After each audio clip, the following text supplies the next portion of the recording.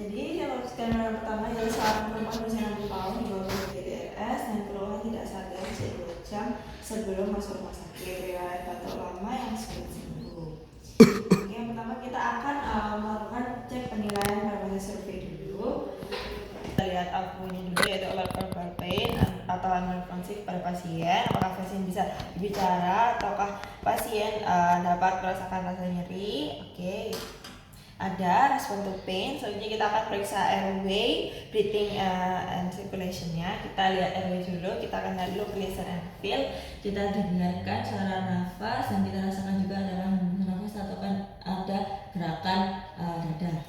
Untuk airway-nya tanpa ada gerakan dada, ada suara nafas tambahan seperti saling dan gargling, dan juga terasa hembatan nafas. Selanjutnya untuk breathing-nya tadi kita juga akan look, listen, feel. Untuk gerakan dadanya tadi simetris, dan juga kita lihat untuk kita pasang pulse oximetry. Untuk RR-nya 10 kali per menit dan juga SpO2-nya 88% dengan udara ruang. Selanjutnya kita akan listen dengan menggunakan suara dadanya apakah simetris, apakah vesikular. Oke.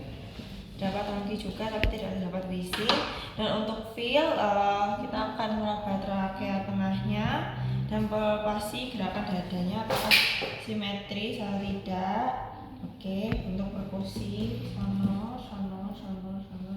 Oke. Selanjutnya yaitu kita akan periksa circulation-nya dan bleeding hemorrhage control, yaitu akalnya terlihat teraba, hangat, kering, merah, cahayanya kurang dari 2 detik, 60 kali per menit, dan juga tekanan darahnya yaitu 140/80.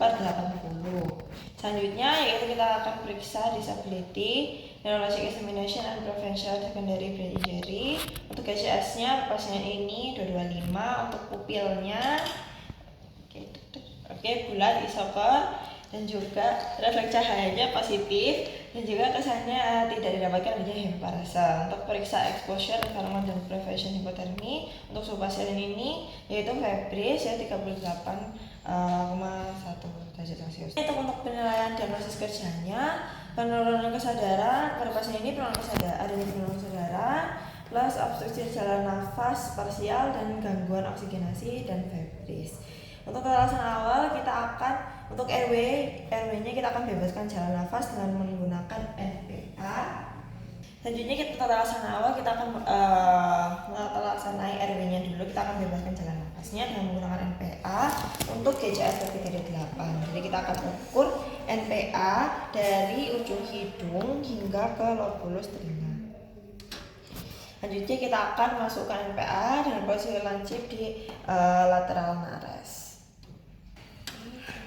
Selanjutnya untuk breathing, kita akan berikan oksigen masker dengan menggunakan non-breathing mask sekitar 8 hingga 10 lpm.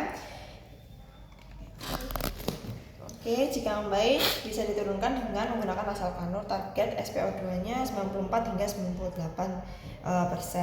Selanjutnya circulation kita akan pasang satu IV line. Selanjutnya untuk disability-nya kita akan pertahankan dari breathing circulation-nya. Untuk exposure dan environment kita akan meregulasi suhu. Untuk exposure dan environment untuk regulasi suhu kita bisa dengan metode non farmakologis, yaitu dengan bahan dingin atau kompres, dan untuk tata laksana farmakologisnya kita menggunakan paracetamol infus.